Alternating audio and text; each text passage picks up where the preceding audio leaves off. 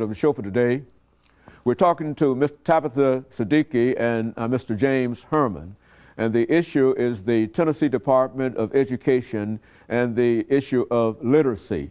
And of course, Ms. Siddiqui and Mr. Herman, before we had our first commercial break, we promised that we would come back and talk about an issue that we felt to be significant during the first segment, and that is the relationship between literacy and poverty in the state of Tennessee. I think the two of you have agreed that there is some kind of relationship.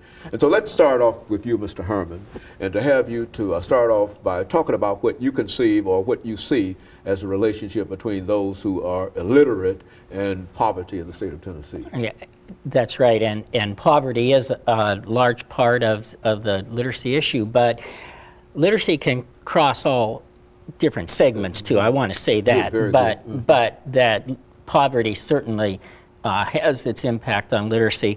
But I think one thing that is really important that Governor Bredesen is doing is his preschool program. I think that's going to have so much impact on education in Tennessee that will be far-reaching. It's an exciting thing, and I really think that we will see a difference in the students when they come into school because of the preschool program, and that's really emerging as a major educational force right now.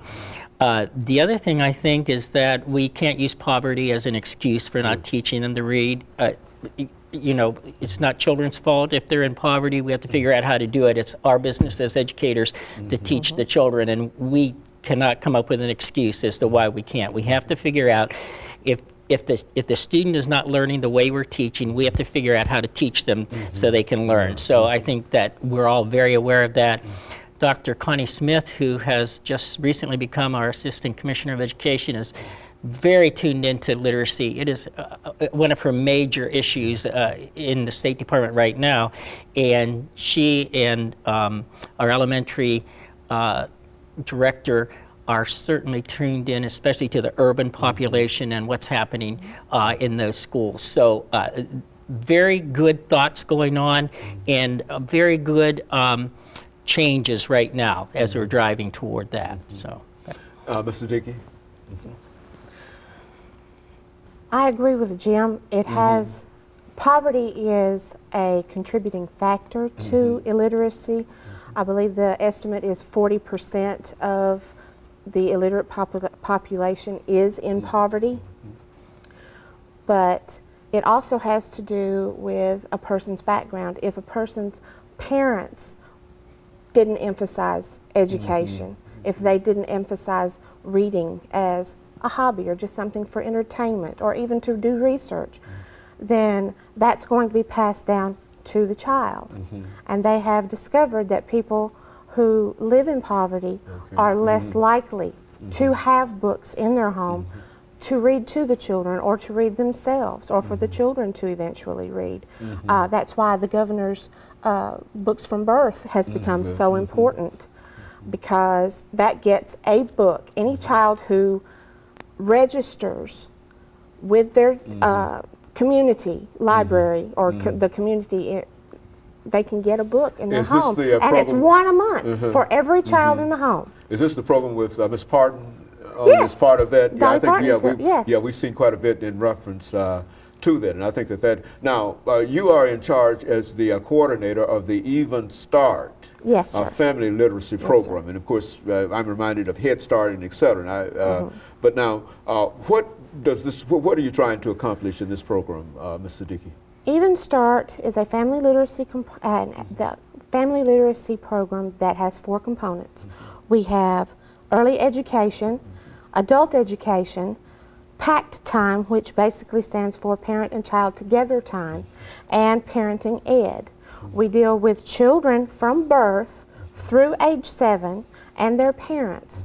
The parents will come in, they will register their children to get services through us, and we will serve the parents as well, getting them, if they need a GED, if they need to get vocational training, whatever they choose. We've actually had quite a few of our mothers and fathers who have come in who wind up going back into the education system because they become so passionate about it themselves, they want to carry the torch too.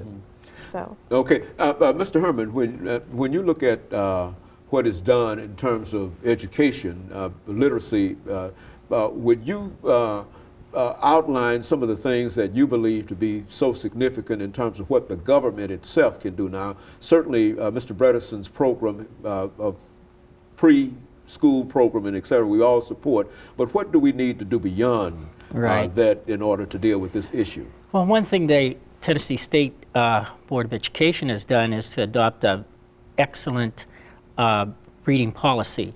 And schools should be following that reading policy so that we're all operating not exactly in the same way, but under the same guidelines. So I think that if we all look at that policy, that's the first thing we can do, and parents should be aware of that to know if their schools are following the policy also. I do think that one thing that Reading First has done, which is the program that I'm director of, is that we have done great professional development. That seems to be the key to improving literacy, is to give our teachers good professional development and to make sure that it translates down into the classroom through actual strategies that they use in the classroom. We do things like the three-tier model, which I won't go into now, but it is so that every child in that classroom can learn. And it's very good. I think the one thing that Reading First has done is that it's changed instructional practices, which is a huge thing to happen. It's a very difficult thing to do, and I think we have been successful at doing that, and we are very proud of that. We base everything on scientifically based research. We believe in using what we know already works, and we let the experimentation to the researchers so that then we learn from them. And I think that's been a big change, and it's been a good change.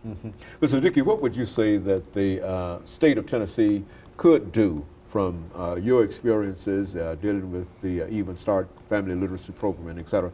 What are some of the things that the state itself could do that perhaps it is not doing now to further enhance your situation, that is the ability to deliver service? And we've got a minute in reference to that.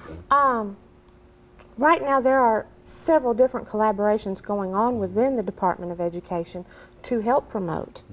Unfortunately, with the budget crisis, the main point of expanding any of these programs is they need additional funds, and right now, unfortunately, we just don't have them. And so there's really very little that we can do in terms of a program. As far as money goes, but there are people locally who are working incredibly hard to keep things going. And of course, we'll talk about what is being done in reference to that when we come back after this second commercial break. And we'll be back with our audience following this very, very short commercial break.